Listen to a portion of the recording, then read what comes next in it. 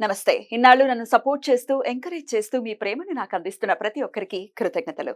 అలాగే ఈ వీడియో కూడా ఖచ్చితంగా మీకు ఉపయోగపడుతుంది. లైక్, షేర్ అండ్ సబ్స్క్రైబ్ చేసి మీ సపోర్ట్‌ని నాకు అందించండి. అలాగే ఈ వీడియో పట్ల మీకున్న అభిప్రాయాన్ని కామెంట్ సెక్షన్‌లో కామెంట్ చేసి తెలియజేయండి.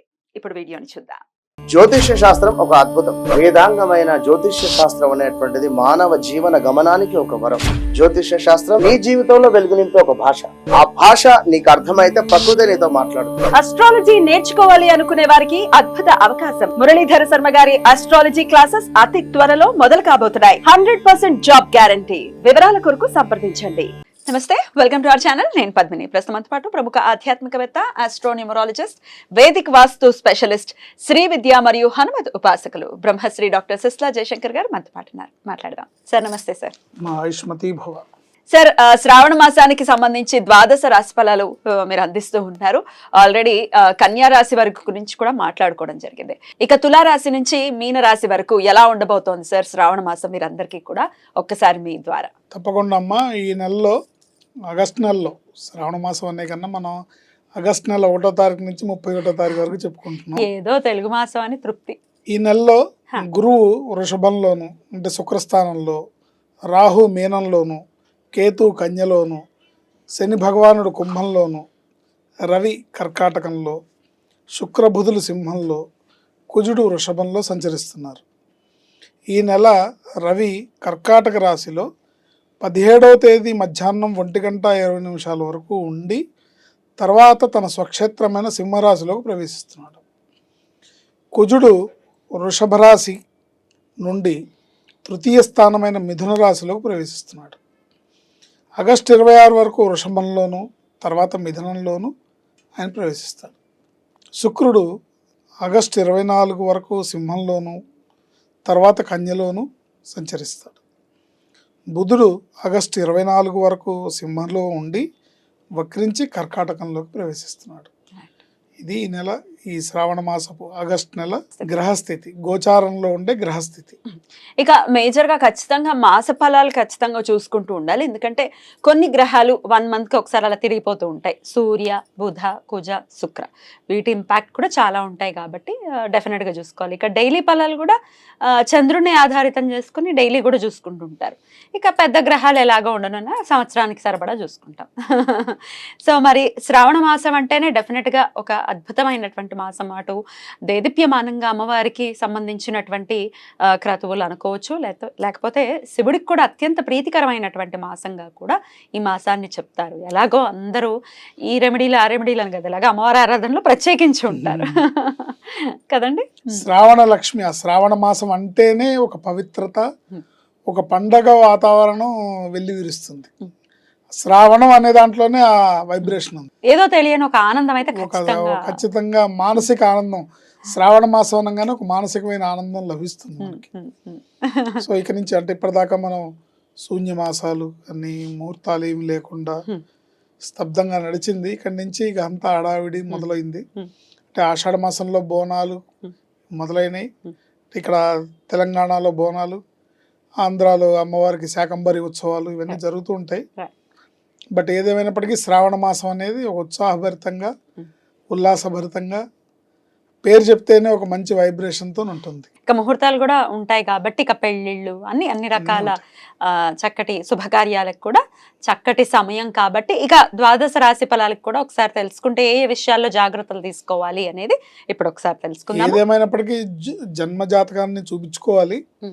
బట్ గోచారంలో గ్రహ సంచారం ఎలా ఉంది? మనకి గోచారంలో బాగుంటే గ్రహచారం బాగుండట్లేదు కొంతమందికి, గోచారంలో బాగుండకపోతే గ్రహచారంలో బాగుంటుంది. ఇలాంటప్పుడు ఏమవుతుందంటే జీవితం అంతా కూడా ఒక స్ట్రగుల్స్తోనే సాగుతుంటుంది. గోచారంలో బాగుండి గ్రహచారంలో కూడా బాగుంటే వాళ్ళకి మంచి ఫలితాలు వస్తాయి. మరి ఎవరికి వస్తున్నాయి ఏంటి ఇండికేషన్? ఇది ఎండ్ ఆఫ్ ది డే ఇలా ఈ ఇండికేషన్స్ ఉన్నాయి, జాగ్రత్త వహించండి, ఇది జరగబోతోంది, హ్యాపీగా ఉండండి. గోచారంలో ఉన్న గ్రహస్థితిని బట్టి తీసుకోవాల్సిన జాగ్రత్తలు తీసుకుంటే ప్రమాదాల బారిన పడకుండా, ఇబ్బందుల బారిన పడకుండా క్షేమంగా ముందుకు సాగుతాం. ఏదేమైనప్పటికీ జీవితం అంతిమ లక్ష్యం ఏంటంటే ఎన్నిసార్లు దెబ్బలు తిన్నాం అనేది కాదు, దెబ్బలు తిన్నాక ఎన్నిసార్లు మళ్ళీ లేచి. ఇక మకర రాశి వారికి ఎలా ఉండబోతోందండి శ్రావణ మాసం? మకర రాశి వాళ్ళు అంటే ఉత్తరాషాఢ 2, 3, 4 పాదాల వాళ్ళు, శ్రవణ నక్షత్రం 1, 2, 3, 4 పాదాల వాళ్ళు, ధనిష్ట 1, 2 పాదాల వాళ్ళు మకర రాశి కింద వస్తారు. వీళ్ళకి ఈ సంవత్సరం ఈ నెలలో ఆగస్టు నెలలో గ్రహస్థితి ఎలా ఉందంటే ద్వితీయంలో శని భగవానుడు, తృతీయంలో రాహు, పంచమంలో గురుకుజులు, సప్తమంలో రవి, అష్టమంలో శుక్రబుధులు, నవమంలో కేతు ఉన్నారు. వీరికి 2 గ్రహాలు మాత్రమే యోగిస్తున్నాయి. గురుకుజులు యోగిస్తున్నారు. అందువలన ఆర్థికంగా బాగున్నట్లు కనిపించినా అంత అనుకూలంగా ఉండదు, కనిపిస్తుంది. అంటే ఈ నెలలో 5వ తారీఖు ఈ డబ్బులు వస్తాయి, 10వ తారీఖు ఈ డబ్బులు వస్తాయి, 10 అనే లెక్కల్లో ఉంటాయి తప్ప మాసం వెళ్ళిపోతుంది తప్ప అనుకూలంగా ఉన్నట్టు కనిపిస్తుంది కానీ ఉండదు. ఆరోగ్యపరంగా తగు జాగ్రత్తలు తీసుకోవాలి. బద్ధకాన్ని వీడాలి. నిరంతరం నామమంత్రాన్ని, ఓం నమో హనుమతే నమః అనే నామమంత్రాన్ని నిరంతరం స్మరించడం ద్వారా మెరుగైన ఫలితాలు ఉంటాయి. రుణాల విషయంలో జాగ్రత్తలు అవసరం. Personal loans, credit cards, private loans అంటే ఈ వడ్డీలకు అప్పులు తీసుకుంటారు కదా, అవసరం వచ్చింది ఎంతైనా పర్లేదు వడ్డీ అంటాడు. నాకు అర్జెంటుగా రేపు 1,00,000 రూపాయలు కావాలి, ఎంతైనా పర్లేదంటే అవతల వాడు ఇంకా అడ్వాంటేజ్ తీసుకుంటాడు. అలాంటి ప్రైవేట్ లోన్స్, గోల్డ్ లోన్స్, పొరపాటున గోల్డ్ ఈ మంత్లో వీళ్ళు తాకట్టు పెట్టారంటే అది విడిపించుకోవడం కష్టం. ఓ చోట అప్పు చేశారంటే అప్పు తీరడం కష్టం. ఈ మంత్ ఆగి ఓర్చుకుంటే మంచిది. ఇత్యాది లోన్స్ విషయంలో చాలా జాగ్రత్త అవసరం. ప్రాణం మీదకి వస్తే కానీ అప్పు చేయకూడదు. చేస్తే ఇబ్బందులు తప్పవు, చేయకపోవడం మేలు. భార్యాభర్తల విషయంలో వచ్చే మనస్పర్ధలు, అపార్థాలు ఓర్పుతో, సహనంతో, అండర్స్టాండింగ్తో అధిగమించాలి. భార్యాభర్తలు ఇద్దరి మధ్యలో వాదులాటలు, కీచులాటలు వచ్చే అవకాశం ఉంటుంది. దాన్ని ఈ పరిస్థితి గ్రహస్థితి రీత్యా జరుగుతోంది అనే ఒక అవేర్నెస్ ఉండాలి. ఇప్పుడు నువ్వు ఇలా చేసావు అని ఒకళ్ళు పాయింట్అవుట్ చేసుకోవడం కాకుండా మన టైం బాగాలేదు, మనం తలొగ్గాలి, మనం కొంచెం తగ్గి ఉండాలి అనే అవేర్నెస్ ఉండాలి. ఉంటే వీళ్ళు అధిగమించాలి, తప్పదు. పరిస్థితి అలా ఉంది. ఓం నమో హనుమతే నమః అనే మంత్రం, హనుమాన్ చాలీసా, శనివారం ఆదివారం ఈ 2 రోజులు కూడా నవగ్రహ ప్రదక్షిణాలు వీళ్ళకి మేలు చేస్తాయి. శనివారం ఆదివారం 2 రోజులు కూడా నవగ్రహ ప్రదక్షిణాలు చేస్తే మంచిది. ఓం నమో హనుమతే నమః అనే మంత్రాన్ని నిరంతరం స్మరించుకోవాలి.